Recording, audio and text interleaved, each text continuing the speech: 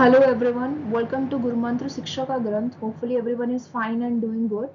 So guys, this is another part of our formula based numerical series, and the unit we are targeting is unit number 11 according to CSI NET syllabus, that is evolution and behavior.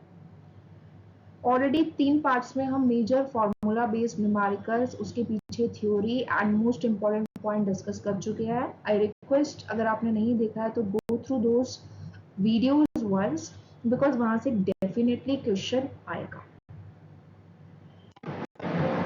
Another important formula और theory part, theory जहां से formula derive होता है, is inbreeding coefficient. Like जब आप meeting का concept पढ़ते हैं तो मीटिंग में हम इन ब्रीडिंग एंड आउट ब्रीडिंग का कंसेप्ट भी पढ़ते हैं. जेनेटिक ड्रिफ्ट में भी हम इन ब्रीडिंग, डिप्रेशन, इन ब्रीडिंग, आउट ब्रीडिंग का कंसेप्ट पढ़ते हैं. तो इसी से रिलेवेंट एक फॉर्मूला भी है. एंड अगर हम इन ब्रीडिंग कोएफिशिएंट के बारे में बात करें तो व्हाट एग्जैक्टली ये हमें बताता है. It tells us the probability that an individual has two identical alleles for a given gene.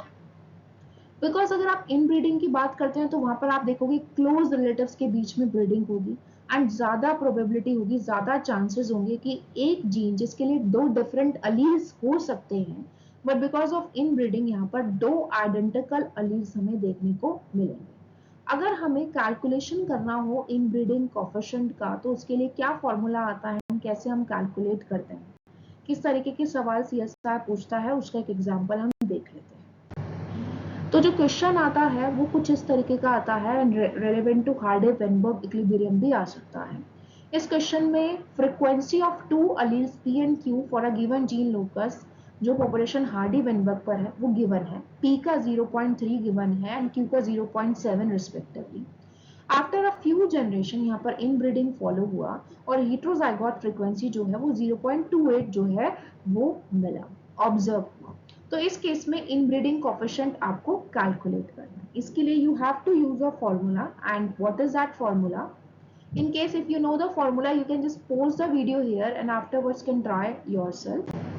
तो फॉर्मूला जो आपको यहाँ पर यूज करना है, that is expected heterozygote minus observed heterozygotes divided by expected heterozygotes. Expected मतलब जितना एक्सपेक्ट था एंड ऑब्जर्व मतलब जितना वैल्यू आपको गिवन है.